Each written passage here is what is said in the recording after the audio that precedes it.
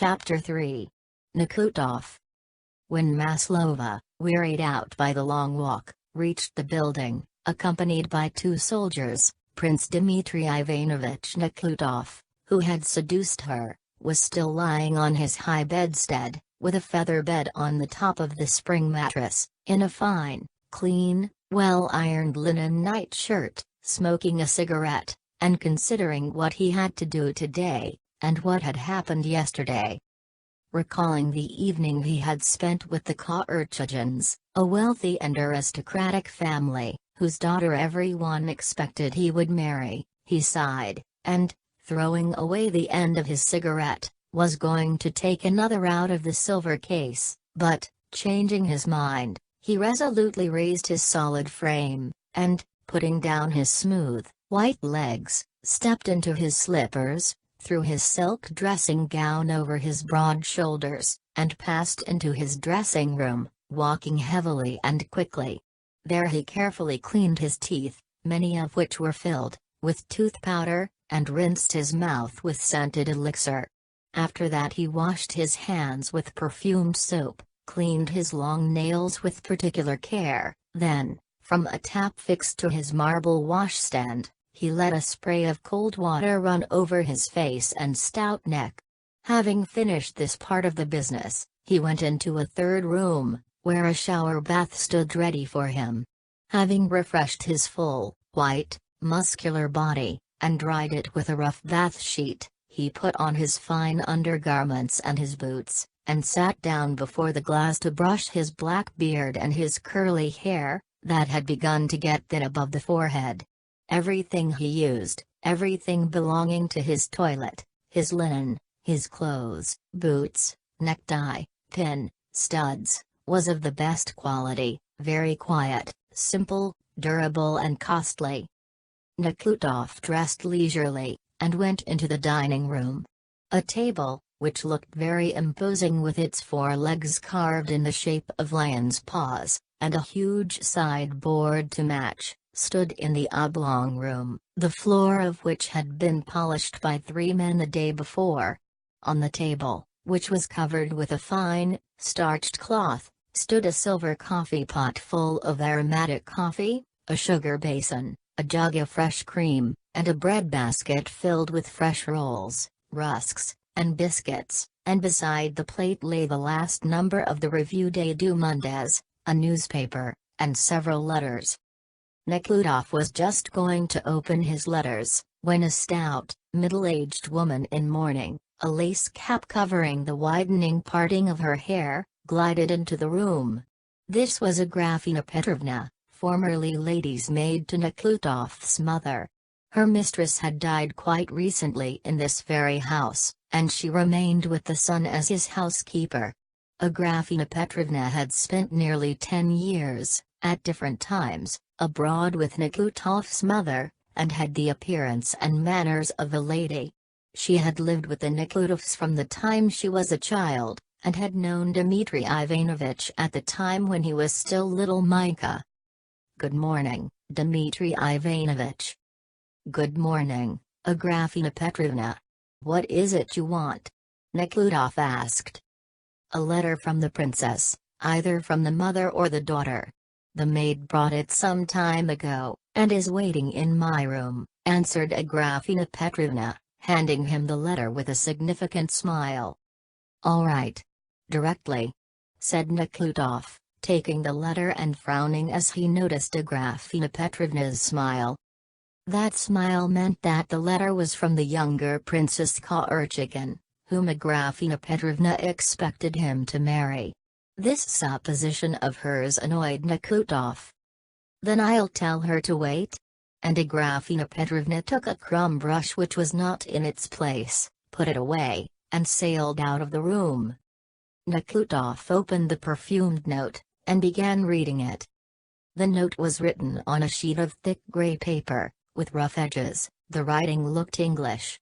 It said, "Having assumed the task of acting as your memory, I take the liberty of reminding you that on this the 28th day of April you have to appear at the law courts, as juryman, and, in consequence, can on no account accompany us and call us off to the picture gallery, as, with your habitual flightiness, you promised yesterday, à moins que vous ne soyez disposé à payer la courtoisie les 300 roubles d'amende que vous refusez pour votre cheval, for not appearing in time.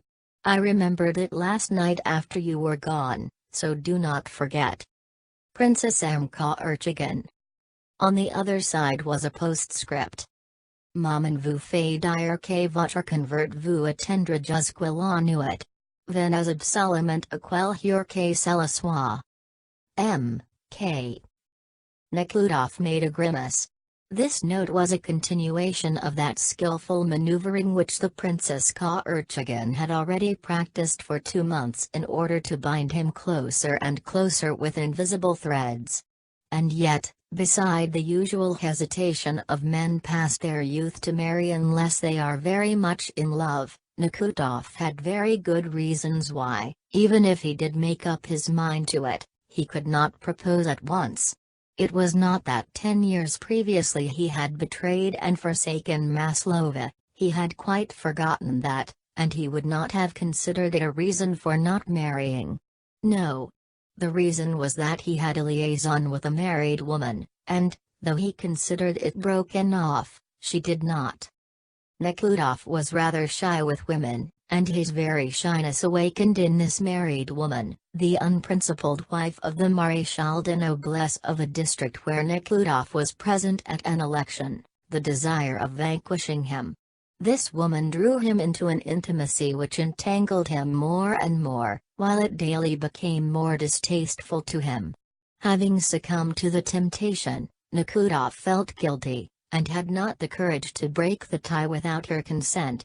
And this was the reason he did not feel at liberty to propose to Urchigan even if he had wished to do so. Among the letters on the table was one from this woman's husband. Seeing his writing and the postmark, Nekhludoff flushed, and felt his energies awakening, as they always did when he was facing any kind of danger. But his excitement passed at once.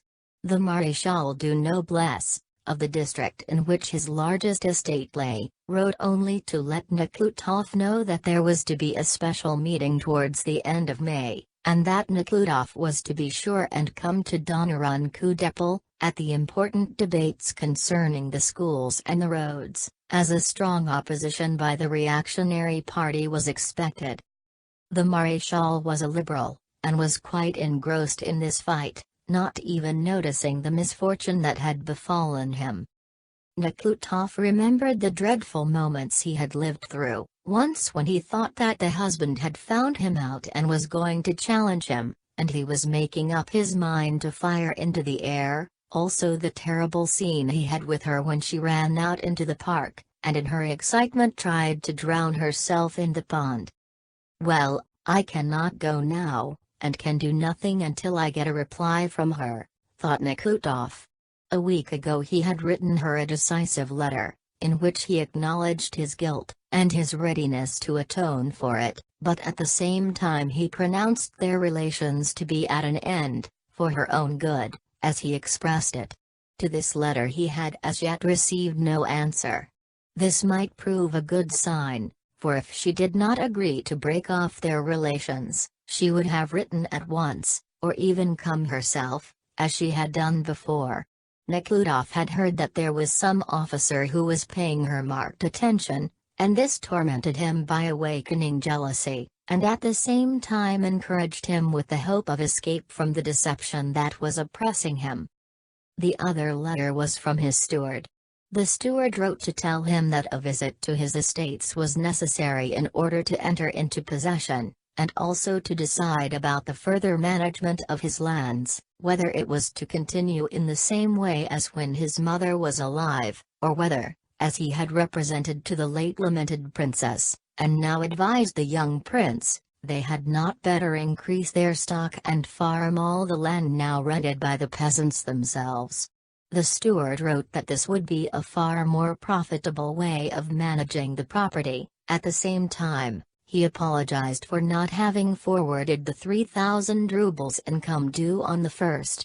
This money would be sent on by the next mail. The reason for the delay was that he could not get the money out of the peasants, who had grown so untrustworthy that he had to appeal to the authorities. This letter was partly disagreeable, and partly pleasant. It was pleasant to feel that he had power over so large a property, and yet disagreeable, because Nekhludoff had been an enthusiastic admirer of Henry George and Herbert Spencer.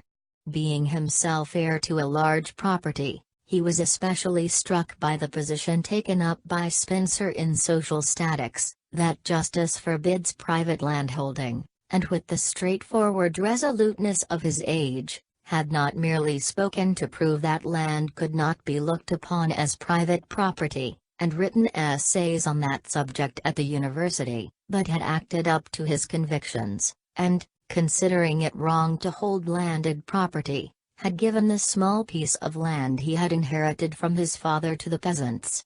Inheriting his mother's large estates, and thus becoming a landed proprietor, he had to choose one of two things: either to give up his property, as he had given up his father's land 10 years before, or silently to confess that all his former ideas were mistaken and false. He could not choose the former because he had no means but the landed estates. He did not care to serve. Moreover, he had formed luxurious habits which he could not easily give up. Besides, he had no longer the same inducements. His strong convictions, the resoluteness of youth, and the ambitious desire to do something unusual were gone. As to the second course, that of denying those clear and unanswerable proofs of the injustice of landholding, which he had drawn from Spencer's social statics, and the brilliant corroboration of which he had at a later period found in the works of Henry George, such a course was impossible to him.